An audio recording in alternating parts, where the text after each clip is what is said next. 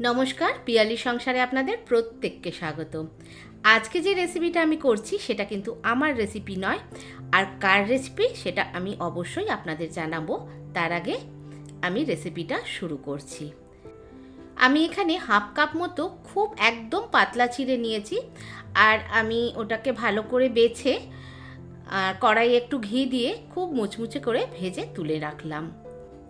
ওই একই কড়াইয়ে আমি আরেকটু ঘি দিয়ে ওর মধ্যে কাজু কিশমিশও ভেজে তুলে রাখলাম।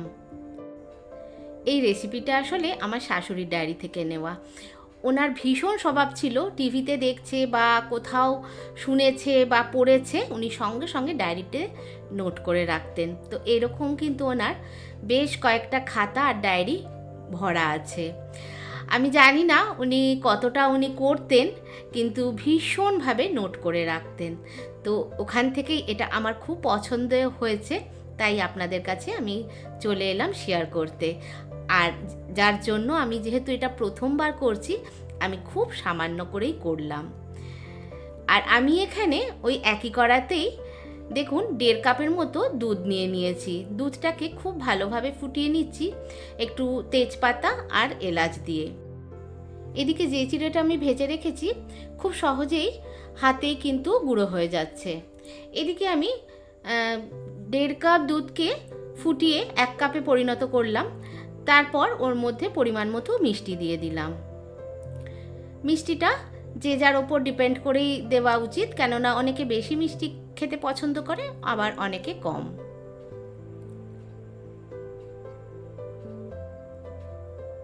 এরপর খুব ভালো করে মিষ্টিটা ওর মধ্যে আমি মিশিয়ে নিলাম আর আরেকটু ফুটিয়ে নিলাম। তারপর গুঁড়ো করে রাখা চিড়েটা ওর মধ্যে দিয়ে দিলাম। চিড়েটা দিয়ে বেশ খানিকক্ষণ আমি ফোটালাম, তাতে চিড়েটাও খুব ভালো মিশে যায় আর দুধটাও আরেকটু কমে যায়, আর অনেকটা ক্ষীরের মতো হয়ে যায়। আমার তো পুরো রাবড়ির মতো লাগছিল, অপূর্ব হয়েছিল খেতে। দেখুন আমি অনেকক্ষণ ধরেই ফুটিয়েছি, আর আমি ক্রমাগত নেড়ে গেছি যাতে তলায় না লেগে যায়।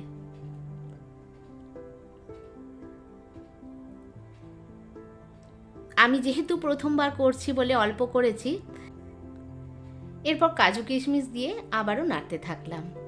তবে নেক্সট বার করলে আমি অবশ্যই বেশি করে করব। আপনারাও একবার অবশ্যই করে দেখবেন, সত্যিই খুব ভালো লাগবে। একটু পাতলা অবস্থায় আমি গ্যাস অফ করে রেখে দিয়েছি। তারপর ঠান্ডা হয়ে যাওয়ার পর সার্ভ করলাম। ততক্ষণে অনেকটাই ঘন হয়ে গেছিল। আমার রেসিপি আপনাদের কেমন লাগলো অবশ্যই জানাবেন কমেন্টসের মাধ্যমে, আর ভালো লাগলে লাইক, শেয়ার আর সাবস্ক্রাইব করে দেবেন। আজকের মতো এলাম, নমস্কার।